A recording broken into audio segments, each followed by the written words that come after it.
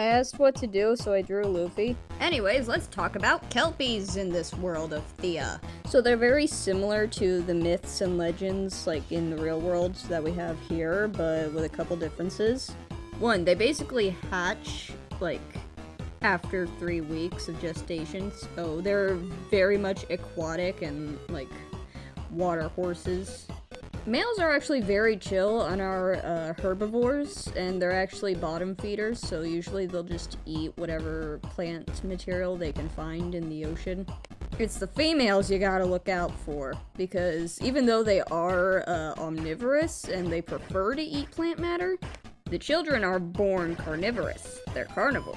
And fish isn't very sustainable for their stomachs because it's too salty for them. So what female kelpies have that males don't is they have a slime coating similar to normal mythology that is very sticky when it makes contact with air.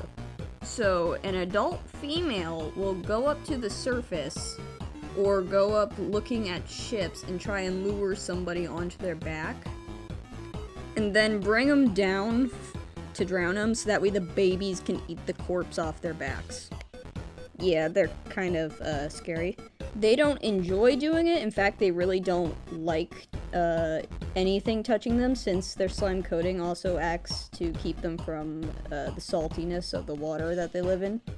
Because they like to live in the Dead Sea areas where there is like no life, and they are one of the few species that can live in the highly salted areas of the Dead Sea. They only let anything crawl into their backs as a way to get food for their children. Anything else is kind of just an accident, and they don't really mean it. But Kelpies will intentionally knock over boats in order for them to get the people if they need to, because sometimes people aren't dumb enough to get onto their backs willingly. Y'all want to know something funny though? I don't know who did it. Nobody does. Nobody knows who did this. But one mad lad during the Three Nation Wars managed to train an entire herd of Kelpies to specifically go after ships with the red herring flag on it, which by accident made it really easy for all the nations to see what ships were a red herring pirate ship, because they'd have to take down their signal flag, and like the little, or whatever flag they have that has their symbol on it, so that way the herd of Kelpies wouldn't go after them.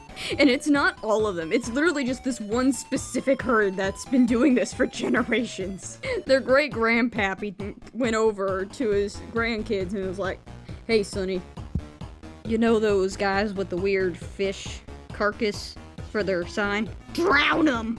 Eat their livers!" I just think that's amazing. Anyways, that's some lore about the sea creatures and Kelpies.